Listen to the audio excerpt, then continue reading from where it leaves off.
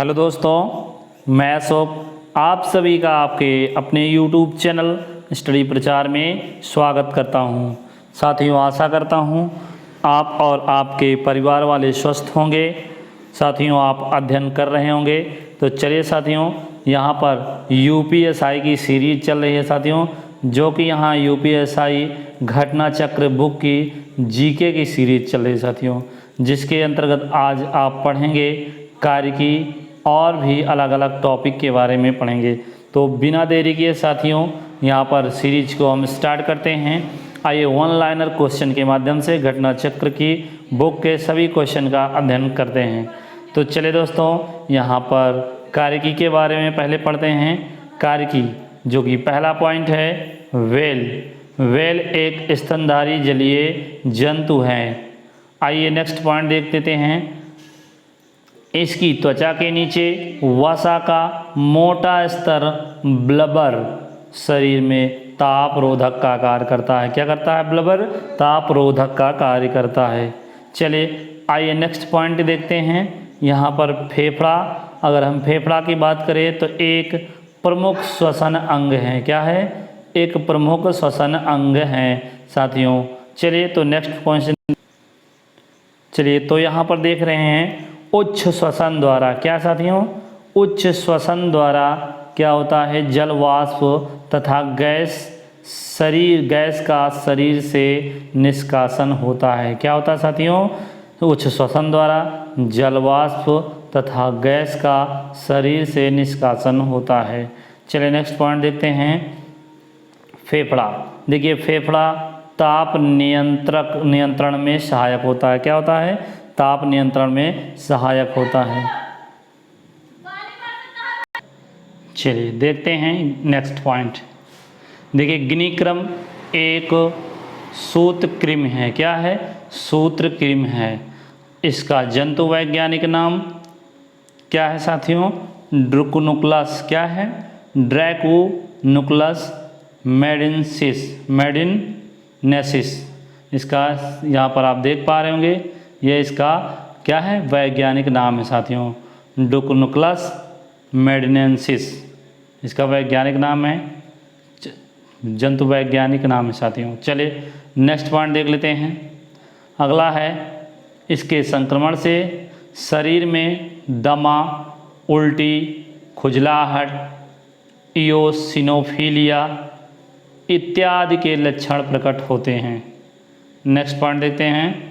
अमरबेल एक पूर्ण स्तंभ परजीवी आवृतबीजी पौधा है। कैसा है? अमरबेल एक पूर्ण स्तंभ परजीवी आवृतबीजी पौधा है। नेक्स्ट पॉइंट देखते हैं। इसका तना पोषक के चारों ओर लिपटकर परजीवी मूल द्वारा भोजन, खनिज लवण, जल प्राप्त करता है साथियों। चलिए नेक्स्ट पॉइंट देखते हैं। नेक्स्ट पॉइंट क्या कह रहा है? कोको में बीजों का प्रवर्धन होता है। क्या होता है? कोको में बीजों का प्रवर्धन होता है। और वेगेनविलिया, क्या? वेगेनविलिया कार्नेशन तथा अंगूर में पादप स्तंभ कर्तन द्वारा प्रवर्धन होता है साथियों। चलिए नेक्स्ट पॉइंट देखते हैं। नेक्स्ट पॉइंट क्या है? मानव के पश्च मस्तिष्क या फिर रामबेन, क्या है? रोम्बेन सफलान के अंतर्गत मस्तिष्क पुच्छ आता है साथियों, जिसे मेडुला कहा जाता है। जिसे प्रायः क्या कहा जाता है? मेडुला कहा जाता है। और मेडुला की अगर हम बात करें साथियों, तो मेडुला क्या है? मेडुला ऊपर की ओर पोन्स, ऊपर की ओर क्या साथियों? पोन्स तथा नीचे की ओर सुषुम्ना, क्या? सुषुम्ना से जुड़ा होता है। मेडुला किससे जुड़ा होता है? ऊपर की ओर पोन्स से और नीचे की ओर सुषुम्ना से जुड़ा होता है। आगे बात करें तो यह है भोजन निगरण, उल्टी, हृदय स्पंदन की गति नहीं सर, यहाँ पर दर होगा, यानी कि भोजन निगरण, उल्टी, हृदय स्पंदन की दर, खांसने, छींकने इत्यादि का नियमन केंद्र है। क्या? नियमन केंद्र है। चलिए आइए मानव रोग एवं उपचार को देख लेते हैं। देखिए मानव रोग एवं उपचार की अगर हम बात करें तो इंटरफेरोन्स का उपयोग वायरस संक्रमण में रोग निवारक तथा निरोधक औषधियों के रूप में किया जाता है, इंटरफेरोन्स का उपयोग। चलिए नेक्स्ट पॉइंट देखते हैं। चेचक, छोटी माता, इन्फ्लुएंजा, खसरा, कैंसर आदि विषाणु जनित रोग हैं। कैसे रोग हैं साथियों? विषाणु जनित रोग है। आइए हम देख लेते हैं प्रमुख रोग एवं उनसे प्रभावित होने वाले अंग। कौन सा रोग किस अंग को प्रभावित करता है? तो आप देख पा रहे होंगे यहाँ पर रोग दिया गया है और रोग से प्रभावित होने वाले अंग। तो चलिए देखते हैं हम यहाँ पर मलेरिया की अगर हम बात करें साथियों तो मलेरिया से तिल्ली एवं आरबीसी प्रभावित होता है। यानी कि नींद की बीमारी से मस्तिष्क क्या होता है? मस्तिष्क प्रभावित होता है। काला आजार जो कि रेटिकुलो एंडोथेलियल प्रणाली अस्थि मज्जा क्या होता है? प्रभावित हो जाता है काला आजार से। और देखते हैं तो यहाँ पर पेचिश से आंत प्रभावित होती है साथियों, टिटनिस से तंत्रिका तंत्र, सिफिलिस से जनन अंग, टाइफाइड से आंत। नेक्स्ट देखते हैं, नेक्स्ट क्या कह रहे हैं यहाँ पर? क्षय रोग से फेफड़ा प्रभावित होता है, डिप्थीरिया से श्वास नली, प्लेग से लसिता प्रणाली या लसिता प्रणाली और फेफड़ा, न्यूमोनिया से फेफड़ा प्रभावित होता है साथियों। और हम नेक्स्ट देखते हैं तो यहाँ पर कोढ़ साथियों, कोढ़ जो रोग होता है इससे तंत्रिका तंत्र और त्वचा प्रभावित होती है। और गोनोरिया से गुप्त अंग प्रभावित होता है, एड्स से प्रतिरक्षा प्रणाली प्रभावित होती है और पोलियो से रीढ़ या फिर तंत्रिका तंत्र प्रभावित होती है। चलिए आगे देखते हैं, चेचक से संपूर्ण शरीर प्रभावित होता है, रेबीज से तंत्रिका तंत्र, ट्रैकोमा से आँख, इन्फ्लुएंजा से श्वसन तंत्र खराब हो जाता है साथियों, प्रभावित हो जाता है। और हर्पीस से त्वचा और गलगंड से साथियों थायराइड ग्रंथि प्रभावित हो जाती है। और डेंगू ज्वर से बात करें तो संपूर्ण शरीर प्रभावित होता है। और पीलिया की बात करें तो पीलिया यकृत को प्रभावित करता है। तो आपने यहाँ प्रभावित रोग और उनसे प्रभावित होने वाले अंगों को देखा। चलिए तो अब हम देखते हैं नेक्स्ट पॉइंट, इसके आगे हम पढ़ते हैं। तो देखिए फ्लू, अगर हम फ्लू की बात करें तो साथियों क्या? फ्लू अर्थात इन्फ्लुएंजा इसे कहते हैं, एक विश्वव्यापी रोग है। कैसा रोग है? विश्वव्यापी रोग है साथियों। अलर्क रोग या इसे हाइड्रोफोबिया कहते हैं, एक विषाणु जनित रोग है। और नेक्स्ट हम बात करें विषाणुओं के प्रोटीन खोल, क्या? विषाणुओं के प्रोटीन खोल को कैप्सिड कहते हैं। क्या कहते हैं? कैप्सिड कहते हैं। और अंत्र ज्वर की बात करें जिसे टाइफाइड ज्वर कहते हैं, यानी कि अंत्र ज्वर की बात करें तो साल्मोनेला, क्या? साल्मोनेला टाइफोसा, क्या नाम है? साल्मोनेला टाइफोसा नामक जीवाणु से होता है। किससे होता है साथियों? ये होता है आंत्र ज्वर, इस जीवाणु से होता है। इस जीवाणु का नाम है साल्मोनेला टाइफोसा से आंत्र ज्वर टाइफाइड नामक रोग हो जाता है साथियों। चलिए तो नेक्स्ट पॉइंट देखते हैं, आंत्र ज्वर हो जाता है। आंत्र ज्वर है जो कि क्या जीवाणु से होता है साथियों। जीवाणु का नाम आप देख सकते हैं और यहाँ बीमारी का नाम देख सकते हैं, यानी कि टाइफाइड। देखिए हैजा की अगर हम बात करें साथियों, जिसे कॉलरा कहते हैं, हैजा तो विब्रियो कॉलरेरा, क्या? विब्रियो कॉलरा नामक जीवाणु के कारण ये होता है। याद रखेंगे साथियों, यहाँ से पूछा जाता है कौन से जीवाणु से होता है, तो साथियों नाम दिया जाएगा आपको, तो विब्रियो कॉलेरा जीवाणु बताना पड़ेगा, इससे हैजा होता है। चलिए आइए नेक्स्ट पॉइंट को देखते हैं, टिटनेस। देखिए टिटनेस से बचाव के लिए, टिटनेस से बचाने के लिए टिटवैक या फिर एटीएस का इंजेक्शन लगवाया जाता है। नेक्स्ट पॉइंट देखते हैं, नेक्स्ट पॉइंट क्या है? सुजाक या प्रमेह रोग, नेइसेरिया, क्या नेइसेरिया गोनोरी नामक जीवाणु से होता है साथियों सुजाक।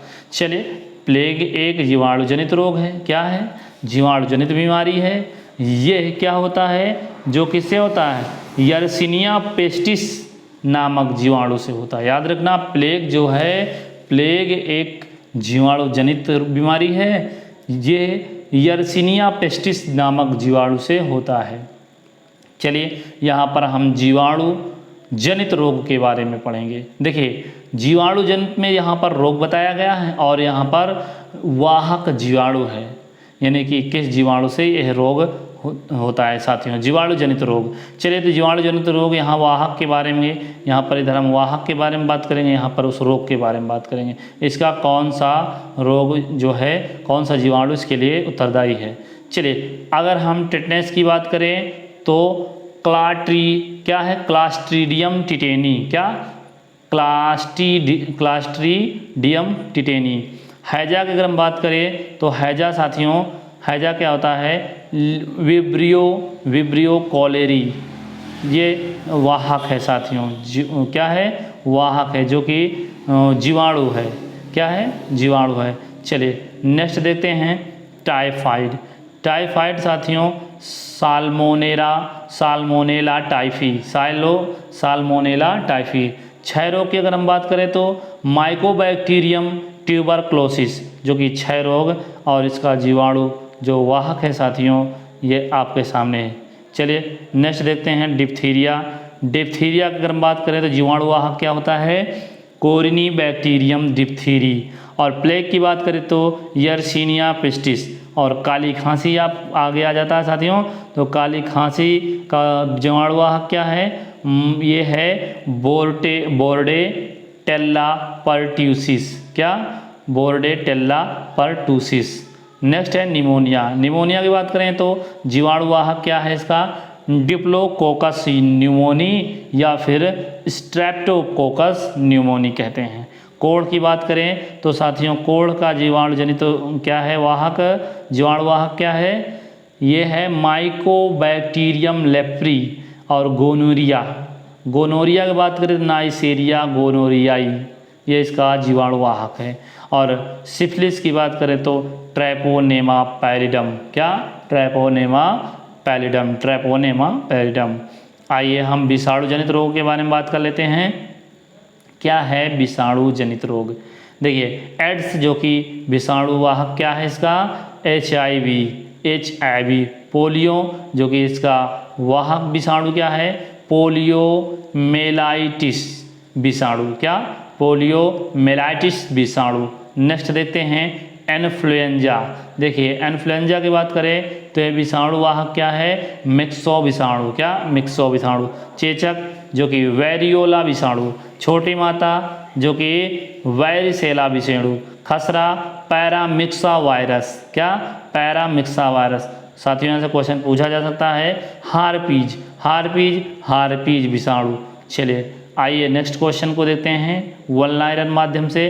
देखिए, सिफिलिस की अगर हम बात करें, सिफिलिस बीमारी का कारण है क्या, सिफिलिस बीमारी का कारण है क्या, आपके सामने है ट्रैपोनेमा पैलिडम, क्या, ट्रैपोनेमा पैलिडम नामक जीवाणु, क्या साथियों, नामक जीवाणु, यह सिफिलिस बीमारी का कारण होता है। आइए आगे देखते हैं अमीबिएसिस या फिर अतिसार रोग का कारण क्या होता है, एंटा अमीबिया, क्या, एंट अमीबिया हिस्टोलिटिका नामक प्रोटोजोआ से अमीबिएसिस या अतिसार रोग हो जाता है साथियों। और इसका जो है प्रोटोजोआ से होता है, जो कि प्रोटोजोआ, इसका नाम क्या है, एंट अमीबा हिस्टोलिटिका। आप याद रख लेंगे इसका नाम साथियों, जो कि अतिसार रोग हो जाता है इसके कारण। चलिए, निद्रा रोग की अगर हम बात करें तो निद्रा रोग सीसी मक्खी के काटने से होता है, सीसी नामक मक्खी से काटने से फैलता है, क्या, निद्रा रोग। देखिए, पायरिया रोग एंट अमीबा जिंजीवैलिस नामक प्रोटोजोआ से फैलता है। किस नाम से प्रोटोजोआ से फैलता है, एंट अमीबा जिंजीवैलिस नामक प्रोटोजोआ से पायरिया रोग फैलता है साथियों। काला आजार कारण क्या, काला आजार कारण लेशमानिया नामक प्रोटोजोआ होता है। क्या नाम होता है, देखिए काला आजार की बात करें तो ये इसका कारण क्या होता है, लेशमानिया नामक प्रोटोजोआ जो सैंड फ्लाई द्वारा फैलता है। कौन सी फ्लाई द्वारा, मक्खी द्वारा, सैंड फ्लाई द्वारा फैलता है साथियों। चलिए ग्लूकोमा, देखिए ग्लूकोमा की अगर हम बात करें, ग्लूकोमा व ट्रेकोमा ये आँख से संबंधित बीमारी है। किससे, आँखों से संबंधित। देखिए कीमो क्या है, कीमोथेरेपी का उपयोग कैंसर के इलाज के लिए किया जाता है। कीमोथेरेपी का इलाज किस लिए किया जाता है, कैंसर रोग के लिए। एलिफेंटासिस रोग, एलिफेंटासिस रोग मादा क्यूलेक्स क्या, मादा क्यूलेक्स मच्छर के काटने से हो जाता है। जो एलिफेंटासिस रोग है साथियों, एलिफेंटासिस रोग ये मादा क्यूलेक्स मच्छर के काटने से होता है। देखिए डिप्लोकोकस की बात करें अगर हम साथियों तो ये एक ऐसा जीवाणु है, यानी साथियों डिप्लोकोकस नामक जीवाणु से निमोनिया हो जाता है। क्या होता है, निमोनिया का रोग होता है यह डिप्लोकोकस नामक जीवाणु से। नेक्स्ट पॉइंट पे आ जाते हैं, मौखिक क्या, मौखिक पुनर्जलीकरण चिकित्सा जिसे ORT कहते हैं, अतिसार रोग उपचार से संबंध है इसका। चलिए सार्स की बात करें तो सार्स का पूरा नाम देख लेते हैं। सार्स का पूरा नाम है सीवियर एक्यूट रेस्पिरेटरी सिंड्रोम। आप देख पा रहे हैं ये सार्स का फुल फॉर्म है साथियों, जो कि इसका पूरा नाम है। चलिए देखते हैं परजीवी प्रोटोजोआ द्वारा होने वाले रोग। देखिए परजीवी द्वारा होने वाले रोगों के बारे में हम बात करेंगे। यहाँ पर आपका देख पा रहे हैं रोग लिखा गया है और यहाँ परजीवी लिखा गया है साथियों। चलिए तो परजीवी यहाँ देखेंगे मलेरिया, जो कि इसका परजीवी प्रोटोजोआ यानी क्या है, प्रोटोजोआ इसका क्या है, प्लाज्मोडियम है। पायरिया का एंट अमीबा जिंजेवेलिस है। नींद की बीमारी ट्रिपैनोसोमा है। क्या है, ट्रिपैनोसोमा है। पेचिस की अगर हम बात करें तो पेचिस एंट अमीबा हिस्टोलिटिका नाम है इसका क्या, जो कि ये है साथियों क्या, प्रोटोजोआ। देखिए काला आजार की बात करें तो काला आजार क्या है साथियों, काला आजार लीशमैनिया, क्या, लीशमैनिया प्रोटोजोआ। चलिए आगे देखते हैं। देखिए यहाँ पर अगर हम बात करें ना साथियों नेक्स्ट पॉइंट की, तो सार्स एक विषाणु जनित बीमारी है जो मुख्यतः मानव के श्वसन तंत्र को प्रभावित करता है, सार्स। चलिए नेक्स्ट पॉइंट देख लेते हैं। पैरासीटामॉल का अगर हम बात करें तो इसका उपयोग, पैरासीटामॉल का सभी जानते हैं, इसका उपयोग शरीर में दर्द के निवारण के लिए, बुखार के लिए, कम करने के लिए साथियों इसका प्रयोग, पैरासीटामॉल का प्रयोग किया जाता है। पेनिसिलिन प्रथम एंटीबायोटिक है जो कि इसके खोजकर्ता अलेक्जेंडर फ्लेमिंग है और 1928 में खोज किया था साथियों। चले टाइफाइड रोग में मुख्यतः मानव की आंत प्रभावित हो जाती है। सर रोनाल्ड रॉस ने पता लगाया कि मलेरिया प्लाज्मोडियम नामक एक कोशिकीय प्रोटोजोआ से होता है। किसे होता है साथियों, मलेरिया प्लाज्मोडियम नामक एक कोशिकीय प्रोटोजोआ से होता है। रोनाल्ड रॉस ने पता लगाया था। मलेरिया की वाहक मादा एनाफिलीज मच्छर होते हैं। मलेरिया का वाहक कौन होता है, मादा एनाफिलीज मच्छर होते हैं जो कि मलेरिया के वाहक होते हैं। चलिए आइए फफूंद द्वारा होने वाले रोग के बारे में हम बात कर लेते हैं। यहाँ पर रोग है और यहाँ फफूंद है। अब फफूंद के द्वारा कौन सा रोग होगा देखते हैं। फफूंद द्वारा होने वाले रोग देखिए, यहाँ पर रोग है दमा, जो कि ये फफूंद इसका नाम है एस्परजिलस। क्या है, एस्परजिलस फ्यूमिगेटस। अगला है आपका रोग एथलीट फुट, जो कि टीनिया पेडिस इसका फफूंद है। गंजा पर टीनिया कैपिटिस इसका सर फफूंद है। देखिए दाद की अगर हम बात करें तो दाद क्या है, ट्राइकोफाइटान माइक्रोस्पोरम एवं एपिडर्मोफाइटान होता है साथियों। चलिए अगले हम पॉइंट की अगर बात करें, मलेरिया से प्रभावित अंग है तो क्या होता है, प्रभावित होने वाला अंग प्लीहा होता है, जो कि मलेरिया से प्रभावित होता है। देखिए मलेरिया के उपचार के लिए क्लोरोक्विन, कामाक्विन इत्यादि औषधियों का प्रयोग किया जाता है। डेंगू क्या है, डेंगू इजिप्टाई नामक मच्छर द्वारा फैलता है। किसके द्वारा? याद रखेंगे फ्रेंड्स, जो डेंगू है एंडीज इजिप्टाई नामक मच्छर द्वारा फैलता है। नेक्स्ट क्वेश्चन पे आते हैं, डेंगू। देखिए डेंगू की अगर हम बात करें तो डेंगू में तेज ज्वर के साथ हड्डियों और जोड़ों में भयंकर पीड़ा होती है साथियों। और डेंगू को क्या कहते हैं? हड्डी जोड़ ज्वर भी कहा जाता है। क्या? हड्डी तोड़ ज्वर कहा जाता है साथियों। डेंगू का एक और नाम है हड्डी तोड़ ज्वर कहते हैं इसको। डेंगू से पीड़ित रोगी के रक्त में प्लेटलेट्स की संख्या में कमी हो जाती है। और प्लाज्मोडियम वाइवैक्स एक द्विपोषदीय जंतु है। क्या? द्विपोषदीय जंतु है। प्लाज्मोडियम वाइवैक्स का जीवन चक्र 2 पोषक मनुष्य तथा मादा एनाफ्लीज में पूरा होता है साथियों। क्या होता है? मादा एनाफ्लीज में। क्या? प्लाज्मोडियम वाइवैक्स का जीवन चक्र 2 पोषक तत्व मनुष्य में तथा मादा एनाफ्लीज में पूरा होता है साथियों। चलिए नेक्स्ट पॉइंट पे आ जाते हैं। प्लाज्मोडियम वाइवैक्स मलेरिया नामक रोग का एक कारक है साथियों। यह लाल रुधिर कणिकाओं एवं जिगर कोशिकाओं में एक अंतःकोशिकीय परजीवी के रूप में रहता है। बीएमडी परीक्षण की बात करें तो ऑस्टियोपोरोसिस रोग है, जो जिसे अस्थिरंध्रता भी कहते हैं। ये क्या है? बीएमडी परीक्षण ऑस्टियोपोरोसिस रोग की पहचान की जाती है। इससे किससे? बीएमडी परीक्षण से साथियों अस्थिरंध्रता की पहचान की जाती है। चलिए ऑस्टियोपोरोसिस क्या होता है? हड्डी का एक रोग है जिसमें फ्रैक्चर का खतरा बढ़ जाता है साथियों। ऑस्टियोपोरोसिस में अस्थि खनिज घनत्व क्या होता है? अस्थि खनिज घनत्व कम हो जाती है तथा अस्थि सूक्ष्म संरचना नष्ट हो जाती है। अस्थि सूक्ष्म संरचना क्या होती है? नष्ट हो जाती है। इसमें क्या होता है साथियों? ऑस्टियोपोरोसिस में। चलिए नेक्स्ट पॉइंट देखिए, सैल्मोनेला बेसिलाई नामक जीवाणु से भोजन विषाक्तता हो जाता है। विषाक्तता यानी कि पॉइजनफुल हो जाता है साथियों सैल्मोनेला बेसिलाई नामक जीवाणु से।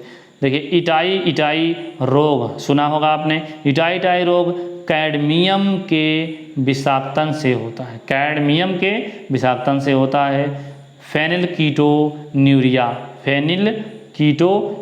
एक प्रकार का वंशागत रोग है। कैसा रोग है? वंशानुगत रोग है। फेनिलकीटोन्यूरिया से प्रभावित व्यक्ति का शरीर फेनिलएलैनिन नामक अमीनो अम्ल को तोड़ने में सक्षम नहीं रह पाता साथियों। एक कमी आ जाती है शरीर में। चलिए फेनिलकीटोन्यूरिया में फेनिलएलैनिन रक्त में एकत्र होता रहता है। क्या होता रहता है? फेनिलकीटोन्यूरिया में फेनिलएलैनिन रक्त क्या होता है? रक्त में एकत्र होते रहता है। यह क्या है साथियों? ये रक्त में एकत्र होते रहता है। चलिए आइए देखते हैं रोग एवं संबंधित टीका। देखिए टीका देख लेते हैं, रोग और उनसे संबंधित टीके के बारे में समझ लेते हैं। देखिए यहाँ पर डिप्थीरिया, काली खांसी एवं टिटनेस की बात करें तो इसके लिए टीका क्या होता है? डीपीटी का टीका होता है। कुत्ता काटने पर रेबीज का टीका। टीबी के लिए, ट्यूबरकुलोसिस के लिए साथियों बीसीजी का टीका। चेचक के लिए चेचक का टीका। चलिए नेक्स्ट पॉइंट पे आ जाते हैं। क्या है नेक्स्ट पॉइंट जो आपसे कह रहा है? फेनिलकीटोन्यूरिया में मनुष्य का मस्तिष्क क्षतिग्रस्त हो जाता है और मानसिक जड़ता की स्थिति उत्पन्न हो जाती है मस्तिष्क में। डीपीटी वैक्सीन डिप्थीरिया, काली खांसी, कुकुर खांसी तथा टिटनेस से बचाव के लिए दिया जाता है साथियों। चलिए नेक्स्ट पॉइंट है, ये तीनों रोग जीवाणुजन्य हैं। कैसा है? जीवाणुजन्य है कि जो कि क्रमशः कोरिनीबैक्टीरियम डिप्थीरी, बोर्डेला परट्यूसिस तथा क्लास्ट्रीडियम टिटेनी द्वारा होता है। बीसीजी का टीका तपेदिक से बचाव हेतु शिशु जन्म के तुरंत बाद लगाया जाता है। नेक्स्ट है मम्स या कंठमाला या गलगंड एक विषाणु जनित रोग है। मम्स में पैरोटिड ग्रंथि कष्टदायक रूप में बड़ी हो जाती है। ब्लू बेबी सिंड्रोम क्या है? देखिए, ब्लू बेबी सिंड्रोम आपने सुना होगा। इस रोग से बच्चे तब प्रभावित होते हैं जब जल में नाइट्रेट की मात्रा 90 ppm से अधिक हो जाती है, तब ब्लू बेबी सिंड्रोम हो जाता है। देखिए, ब्लू बेबी सिंड्रोम क्या होता है? इस रोग में बच्चों के होंठ एवं शरीर का रंग नीला पड़ जाता है। साथियों, कैसा पड़ जाता है? ब्लू बेबी सिंड्रोम में बच्चों के होंठ एवं शरीर का रंग नीला पड़ जाता है। इसमें श्वसन की क्रिया सुचारू रूप से संपादित नहीं हो पाती। पोटेशियम दिल की धड़कन एवं नाड़ी संस्थान के कार्यों को संचालित करता है। पोटेशियम की कमी से रक्तचाप हो जाता है। कैसा? लो ब्लड प्रेशर हो जाता है और यह एक बीमारी हो जाती है। साथियों, अगर पोटेशियम की कमी है तो निम्न रक्तचाप यानी कि लो ब्लड प्रेशर की बीमारी हो जाती है। नेक्स्ट पॉइंट पे आते हैं, पोटेशियम। देखिए, पोटेशियम का मुख्य स्रोत दूध, मांस, मछली, अनाज, फल, सब्जियां इत्यादि हैं, जो कि पोटेशियम का मुख्य स्रोत है। नेक्स्ट पॉइंट देखते हैं। नेक्स्ट पॉइंट है यहाँ पर, दिल का दौरा पड़ने के पहले घंटे। जब दिल का दौरा पड़ता है साथियों, तो पहले घंटे जो होता है गोल्डन आवर के नाम से जाना जाता है।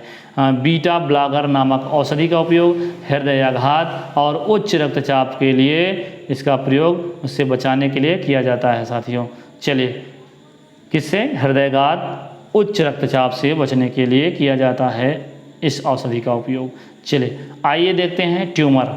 देखिए, ट्यूमर संसूचित करने में आर्सेनिक 74, परिसंचरण तंत्र में रक्त के थक्के का पता लगाने में सोडियम 24, कैंसर के उपचार में कोबाल्ट 60 तथा गोल्ड में 198, थायराइड संबंधी विकृतियों के उपचार में आयोडीन 131 तथा जीवों, पौधों एवं जंतुओं के अवशेषों को पता लगाने के लिए कार्बन 14 का प्रयोग किया जाता है। C14 का प्रयोग किया जाता है। साथियों, चलिए, रेडियो एक्टिव फास्फोरस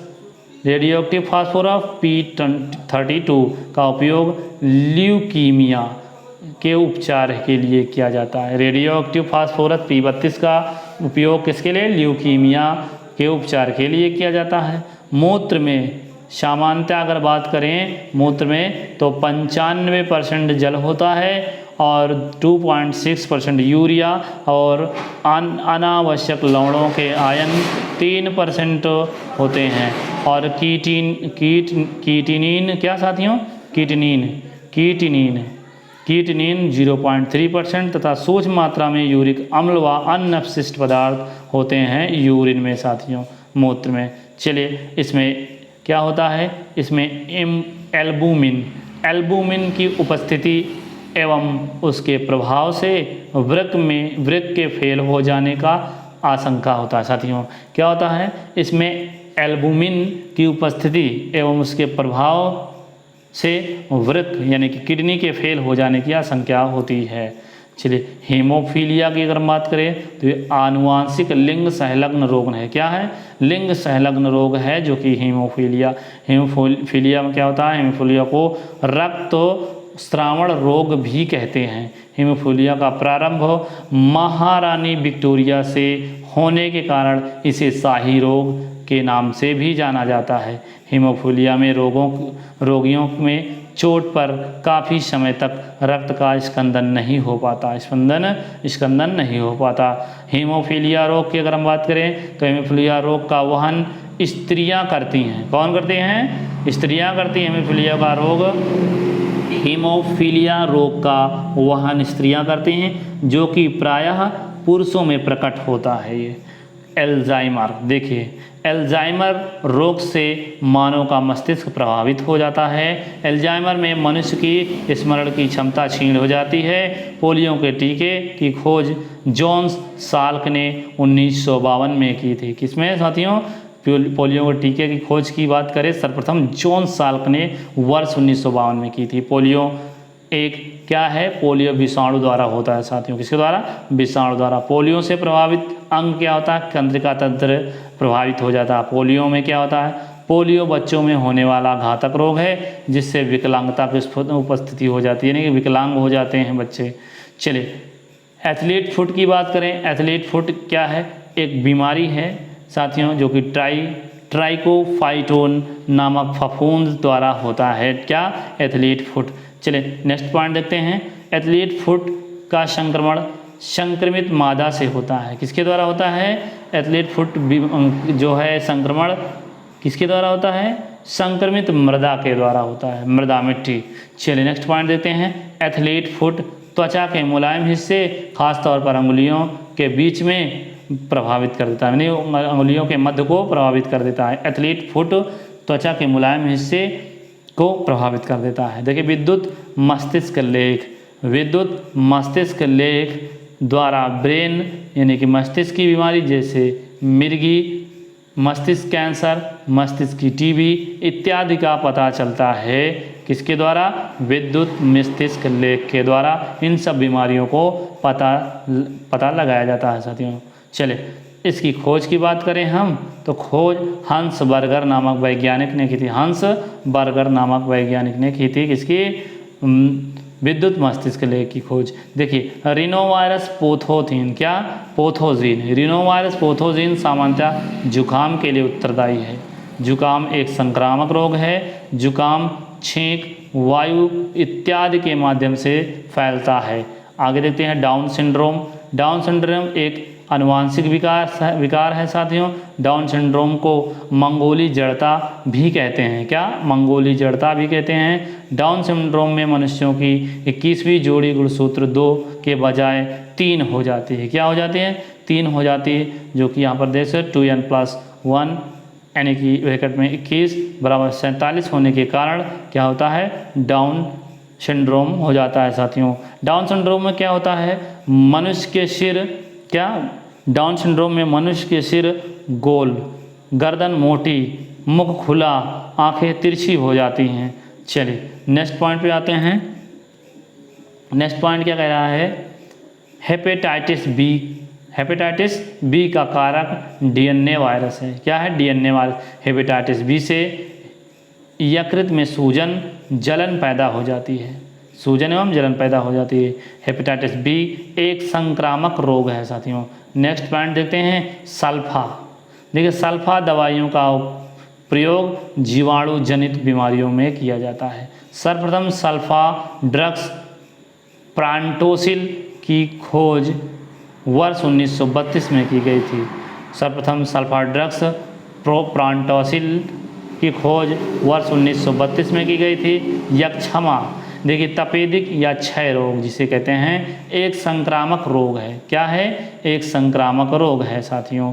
यक्षमा रोग का कारक अगर हम बात करें तो माइकोबैक्टीरियम ट्यूबरकुलोसिस नामक जीवाणु होता है यक्षमा रोग का कारक। चले यक्षमा रोग में मनुष्य का फेफड़ा प्रभावित हो जाता है। यक्षमा रोग का ज्वर, लगातार खांसी, खून के साथ बलगम, सांस फूलना इत्यादि लक्षण को प्रदर्शित करता है। पी देखिए पी एमिनोसैलिसिलिक, क्या? एमिनोसैलिसिलिक एसिड नामक औषधि यक्षमा तथा कुष्ठ रोग दोनों में चिकित्सा के लिए उपयुक्त होती है। क्या नाम क्या है? यक्षमा एवं कुष्ठ रोग दोनों की चिकित्सा के लिए ये उपयुक्त होती है एमिनोसैलिसिलिक एसिड। चलिए नेक्स्ट पॉइंट पे आ जाते हैं। टिटनेस या धनुष टंकार रोग। क्या नाम है? टिटनेस या धनुष टंकार रोग को लॉकजा, क्या? लॉकजा के नाम से भी जाना जाता है। टिटनेस में रोगी क्या करता है? यानी कि टिटनेस में रोगी का शरीर टेढ़ा होकर आकड़ जाता है। टिटनेस नामक संक्रामक रोग क्लोस्ट्रीडियम, क्या? क्लोस्ट्रीडियम टिटानी नामक जीवाणु के कारण होता है। पीछे आप पढ़ चुके हैं। विनिमाता, क्या? विनिमाता, मिनीमाता, क्या है नाम? विनिमाता नहीं साथियों, मिनीमाता एक तंत्रिका संबंधी रोग है। कैसा रोग है? मिनीमाता एक तंत्रिका संबंधी रोग है। मिनीमाता शरीर में पारा Hg की अधिकता के कारण होता है। यदि शरीर में Hg की मात्रा अधिक हो जाती तो मिनीमाता हो जाता है, शरीर में मिनीमाता नामक बीमारी रोग हो जाता है साथियों। चलिए मिनीमाता सर्वप्रथम जापान, कहाँ पर? जापान के मिनीमाता शहर में ज्ञात हुई थी, इसलिए इसका नाम मिनीमाता है। चलिए, मिनीमाता सर्वप्रथम जापान के मिनीमाता शहर में ज्ञात हुई थी। प्लेग संक्रामक रोग है और प्लेग पेस्ट्यूरेला पेस्टिस नामक जीवाणु से होता है। प्लेग किससे होता है? पेस्ट्यूरेला पेस्टिस नामक जीवाणु से होता है प्लेग। चलिए नेक्स्ट पॉइंट देखते हैं। नेक्स्ट पॉइंट में है प्लेग जो है चूहों के शरीर पर रहने वाले पिस्सुओं द्वारा फैलता है। किसके द्वारा? चूहों के शरीर पर रहने वाले पिस्सुओं द्वारा फैलता है। देखिए निमोनिया में क्या होता है? निमोनिया में फेफड़े रोग है, यानी कि ये फेफड़े को प्रभावित होता है। निमोनिया फेफड़े का एक रोग है। चलिए नेक्स्ट पॉइंट देखते हैं। निमोनिया क्या है? निमोनिया स्ट्रेप्टोकोकस निमोनी नामक जीवाणु द्वारा होता है। फाइलेरिया को फील पाँव एलिफेंटेसिस भी कहते हैं। फाइलेरिया को किसको? फाइलेरिया को। देखिए फाइलेरिया वुचरेरिया वैंक्रप्टाई नामक गोलक्रिम निमेटोड के संक्रमण द्वारा होता है। किसके द्वारा होता है? फाइलेरिया वुचरेरिया वैंक्रप्टाई नामक गोलक्रिम द्वारा होता है। चलिए नेक्स्ट देखते हैं फाइलेरिया। देखिए फाइलेरिया रोग को फैलने का कार्य क्या होता है? मादा क्यूलेक्स मच्छर करते हैं। कौन करता है फाइलेरिया फैलाने का काम? तो मादा क्यूलेक्स मच्छर करते हैं। अबिंदुकता आँखों से जुड़ी बीमारी है। अबिंदुकता ये आँखों से जुड़ी बीमारी है। अबिंदुकता में क्या होता है? इस रोग में प्रभावित व्यक्ति की दृष्टता में कमी आ जाती है। निकट दृष्टि दोष दूर करने के लिए वस्तुओं को ठीक नहीं, यानी कि निकट दृष्टि दोष में अगर हम बात करें तो इसमें व्यक्ति दूर की वस्तुओं को ठीक से नहीं देख पाता। अगर निकट है तो दूर को नहीं देख पाएगा। साथियों निकट दृष्टि दोष में क्या होता है? अवतल लेंस का प्रयोग किया जाता है। और दूर दृष्टि दोष की अगर हम बात करें तो ये रोगी को निकट की दृष्टि, अगर दूर है तो निकट की वस्तुएं इसको दिखाई नहीं देती। और दूर दृष्टि दोष के उपचार के लिए उत्तल लेंस का प्रयोग किया जाता है। दूर दृष्टि दोष में हाइपरमेट्रोपिया, क्या हाइपरमेट्रोपिया भी कहते हैं। दूर दृष्टि दोष को हाइपरमेट्रोपिया भी बोलते हैं। देखिए मोतियाबिंद रोग आँख के लेंस के अपारदर्शी होने पर होता है। क्या? मोतियाबिंद रोग आँख के लेंस के अपारदर्शी होने पर होता है। निद्रा रोग ट्रेपोनोसोमा नामक प्रोटोजोआ से होता है निद्रा रोग। इस जीव का द्वितीयक वाहक पोषद सीसी मक्खी या फिर खटमल होता है। क्या होता है? खटमल या सीसी मक्खी होता है।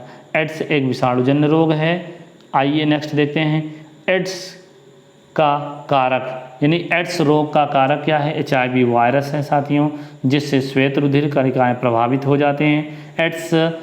एड्स में शरीर की रोग प्रतिरोधक क्षमता क्षीण हो जाती है। एड्स संक्रमित यौन संबंधों के कारण होता है, यानी कि संक्रमित रुधिराधान से फैलता है। एड्स रेट्रोवायरस के द्वारा होता है। किस वायरस के? रेट्रोवायरस के द्वारा होता है एड्स। आगे देखते हैं एलिसा। देखिए एलिसा की अगर हम बात करें तो एलिसा परीक्षण एड्स की पहचान के लिए किया जाता है। वेस्टर्न ब्लड टेस्ट भी HIV परीक्षण के लिए किया जाता है। Western blood test. Next question देखते हैं। जीडोबुडिन जिसे एजिडोथाइमिडिन एक प्रकार की क्या है? जीडोबुडिन एक प्रकार की एंटी रेट्रोवायरल दवा है। ये क्या है? एक दवा है जो कि जिसे HIV एड्स के उपचार में प्रयोग किया जाता है जीडोबुडिन को।